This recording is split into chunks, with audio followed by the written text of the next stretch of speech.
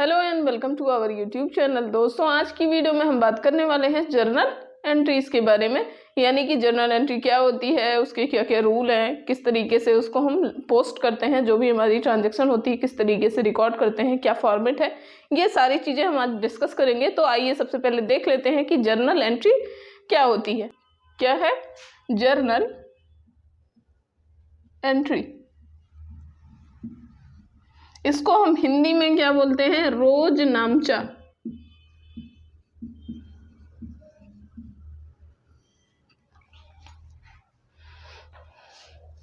क्या बोलते हैं? रोज नामचा। यानी कि हम ये कह सकते हैं कि जर्नल एंट्री क्या होती है। मेनली पहले तो ये जान लेते हैं कि जर्नल एंट्री क्या है। एक तरीके का जो हम ट्रांजैक्शन रिकॉर्ड करने का ये फॉर्मेट है, और इसका क्या मतलब होता है कि ये फॉर्मेट आपका हमेशा चलता रहता है, चाहे आप 9th में पढ़ रहे हो, चाहे आप 10th में पढ़ रहे हो, चाहे 11th 12th में या टैली पढ़ रहे हो, या फिर आप ग्रेजुएशन लेवल तक भी जा रहे हैं। यानी ये कभी आपका पीछा नहीं छोड़ती। ठीक है, तो यानी कि क्या है कि आपको हमेशा, अगर आप कॉमर्स के हैं या आपको कुछ अकाउंटिंग से रिलेटेड कुछ भी सीखना है, तो आपको ये चीज़ें पता होनी चाहिए, या आपको इन चीज़ों को हमेशा करना ही पड़ेगा। ठीक है, तो जर्नल एंट्री में मेनली क्या होता है कि जो भी हमारी ट्रांजेक्शन्स होती हैं, अब आज तक हम ये क्या पढ़ते आए हैं, आज तक हम क्या चीज़ें पढ़ते आए हैं हमेशा, कि अकाउंटिंग क्या करता है, एक तरीके का सिस्टमैटिक रिकॉर्ड रखता है, चीज़ों का सिस्टमैटिक तरीके से रिकॉर्ड रखता है, ताकि उसको अगर फ्यूचर में हमें ज़रूरत पड़ती है तो हम उसका यूज़ कर पाते हैं। तो यानी कि जनरल एंट्री के थ्रू हम क्या करते हैं, मेनली जो भी हमारी पोस्टिंग्स करते हैं, यानी जो भी चीज़ें हम, जो भी ट्रांजेक्शन्स होती हैं जो डेली बेसिस की होती हैं, ओरिजिनल और डेट के साथ उसको हम रिकॉर्ड करके रख लेते हैं। ठीक है, साथ ही साथ इसके कि इसका एक फॉर्मेट होता है। इसका क्या है? एक फॉर्मेट है जिसके थ्रू हम, जिसमें हम एंट्रीज पास करते हैं। ठीक है,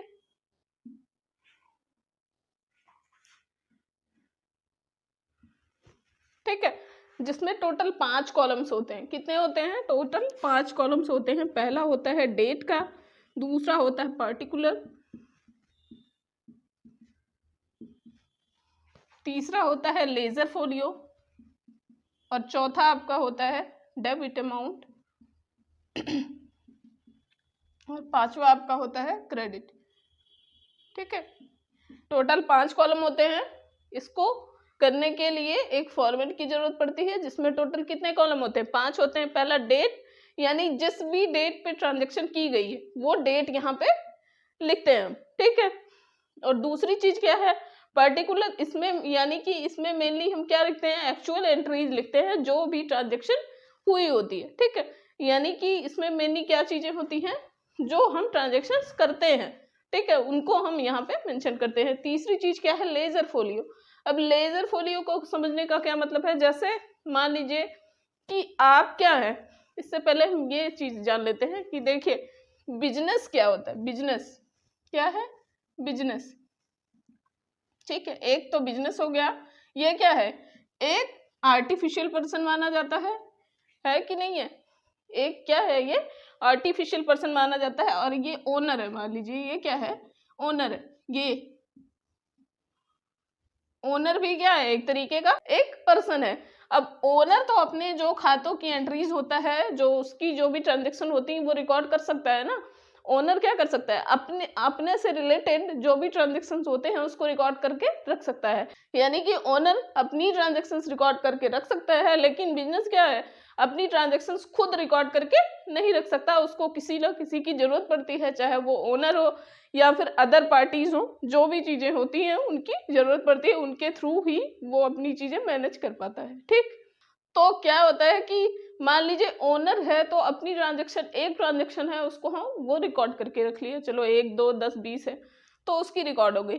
लेकिन बिजनेस में अगर हजारों ट्रांजेक्शन्स हैं, तो हजारों ट्रांजेक्शन्स को याद रखना या लिख के रख पाना, हजारों ट्रांजेक्शन्स को याद रखना मुश्किल होता है थोड़ा। क्योंकि क्या होता है कि मान लीजिए राम है, मान लीजिए 2 3 लोग हैं, राम है, सीता है और मोहन है, इस तरीके के 10 20 लोग हैं जो रोज कुछ ना कुछ ट्रांजेक्शन कर रहे हैं। कंपनी की, किसी भी कंपनी में रोज कुछ ना कुछ ट्रांजेक्शन कर रहे हैं। तो इस तरीके से क्या हुआ कि रोज की उनकी ट्रांजेक्शन हम कहाँ पे रिकॉर्ड करते हैं? जर्नल एंट्री में। ठीक है, जर्नल एंट्री में हमने रिकॉर्ड करी, ठीक। अब क्या होता है कि अगर मान लीजिए मुझे कभी जरूरत पड़ती है कि मैं राम की जो मैं देखना चाहूँ, मैं या बिजनेस पर्सन जो भी है वो देखना चाहे कि क्या राम की जो ट्रांजेक्शन है वो कहाँ पे है या राम से रिलेटेड कितनी ट्रांजेक्शन्स हैं, तो ये जनरल एंट्री में कर पाना, देख पाना मुश्किल होता है थोड़ा। क्या होता है कि अगर हम चाहें राम की ट्रांजेक्शन देखना तो वो जर्नल एंट्री के थ्रू देखना थोड़ा मुश्किल होता है, क्योंकि जनरल एंट्री में मेनली क्या होता है कि डेली बेसिस की ट्रांजेक्शन होती हैं, ठीक है। तो एक एक ट्रांजेक्शन अलग अलग जगह पे जाती रहती है, ठीक। तो कभी आज इस पेज पे है, कल उस पेज पे होगी, अगले दिन उस पेज पे होगी, तो इससे क्या है फाइंड कर पाना इजी नहीं होता है क्या ट्रांजेक्शंस को, ठीक है। तो इसमें क्या करना पड़ता है कि हम पर्टिकुलर एक पर्सन की जो ट्रांजेक्शन होती है उसको सबसे पहले हम जनरल एंट्री कर लेते हैं, देन हम जो एक एक पर्सन की जो भी ट्रांजेक्शन्स होती हैं उनको हम क्या करते हैं एक जगह पे उनका सेपरेट अकाउंट बना देते हैं, यानी लेजर में उनकी पोस्टिंग कर देते हैं, ताकि क्या हो कि अगर हमें जरूरत पड़ती है, मान लीजिए राम की पोस्टिंग हमने पेज नंबर 15 पे करी है, ठीक है। अगर हमको 1 साल बाद भी उसकी जरूरत पड़ती है या मुझे कभी भी जरूरत पड़ सकती है हमें कि राम की जो भी राम से रिलेटेड जो भी ट्रांजेक्शन्स हैं अगर हमें उन्हें देखनी है, तो उस कंडीशन में हम क्या करेंगे कि पेज नंबर 15 ओपन करेंगे। मान लीजिए पेज नंबर 15 पे इनकी ट्रांजेक्शन की गई है, तो पेज नंबर 15 हम ओपन करेंगे और राम से रिलेटेड जो भी ट्रांजेक्शन है हम इजीली फाइंड कर पाएंगे। तो लेजर फोलियो का मेनली क्या काम है, पेज नंबर रखता है। क्या रखता है, पेज नंबर रखता है कि जो ये पार्टी से रिलेटेड जो ट्रांजेक्शन है वो किस पेज नंबर पे लेजर में की गई, ठीक है। दूसरी चीज, एक और चीज हम जान लेते हैं कि ये किस पर डिपेंडेंट होता है। 3 रूल होते हैं जो हम पढ़ चुके हैं। कौन से rule, golden rules of accounting के तीनों रूल पे ये डिपेंडेंट होता है। जैसे हमारा पहला रूल क्या है, डेबिट द रिसीवर। पहला अकाउंट क्या है, debit the receiver and credit the giver, ठीक। ये पहला रूल हमारा क्या है, debit the receiver and credit the giver. और दूसरा रूल हमारा क्या है, debit what comes in and credit what goes out. क्या है, क्रेडिट व्हाट गोज आउट। और तीसरा रूल हमारा है कि debit all expenses and losses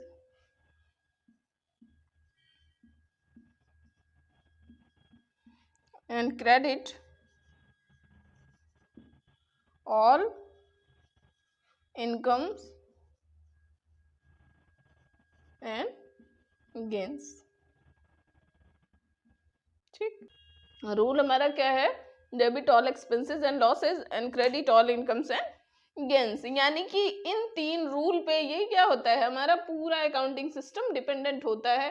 in 3 rule को फॉलो करके जो भी हमारी ट्रांजेक्शन्स होती हैं उनको हम फुलफिल करते हैं, ठीक है। तो इन तीनों रूल का क्या मतलब है, देखिए पहला रूल हमारा किससे संबंधित होता है, पहला रूल हमारा है पर्सन से संबंधित होता है। किससे, पर्सन से। पहला रूल किससे संबंधित होता है, पर्सन से। यानी हम ये कह सकते हैं कि जो डेबिट द रिसीवर और क्रेडिट द गिवर ये किससे संबंधित होता है, पर्सन से रिलेटेड होता है, ठीक है। दूसरा रूल हमारा क्या है, कम्स इन और गोज आउट, ठीक। क्या है, debit what's come in and credit what goes out. ये हमारा मेनली एसेट से संबंधित होता है, किससे, संपत्तियों से संबंधित होता है। और तीसरा रूल हमारा जो होता है नॉमिनल अकाउंट का, ये तो है पर्सनल अकाउंट, क्या है, पर्सनल अकाउंट का रूल, ठीक है। और दूसरा ये है रियल अकाउंट का रूल, किसका, रियल अकाउंट का, ठीक। और तीसरा हमारा नॉमिनल होता है, क्या होता है, नॉमिनल अकाउंट, ठीक। नॉमिनल है और नॉमिनल का रूल क्या है, इसमें मेनली क्या चीजें होती हैं, एक्सपेंसेस होते हैं, क्या होते हैं, एक्सपेंस, लॉस होता है, इनकम होती है और गेन्स होते हैं। ठीक है, क्या होते हैं? गेन्स होते हैं। यानी कि जो भी हमारी ट्रांजैक्शन होती हैं जर्नल एंट्री की, वो इन 3 रूल को फॉलो करते हुए ही आगे बढ़ती है। यानी जो भी हम एंट्रीज करते हैं, और ये भी है कि इसमें क्या होता है, हमेशा 2 पार्टी होती है, एक डेबिट हो रही है तो दूसरी क्रेडिट होगी। ठीक है, तो यानी मेनली हम क्या कह सकते हैं कि इसीलिए कहा जाता है कि ये क्या किस पे डिपेंडेंट होता है, जो जर्नल एंट्री है वो डिपेंडेंट है किस पे, डबल एंट्री सिस्टम पे डिपेंडेंट होता है। तो इसमें यानी कि डबल एंट्री सिस्टम का क्या मतलब है कि इसमें क्या है, दो साइड्स होते हैं, बोथ साइड, एक डेबिट साइड और दूसरा क्रेडिट साइड। ठीक है,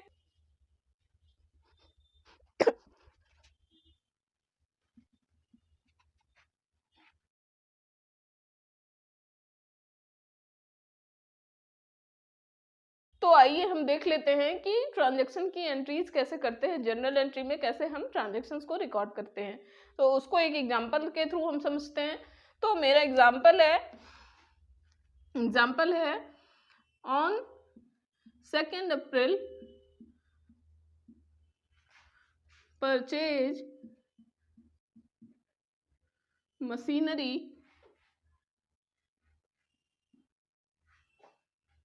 फॉर कैश। क्या है?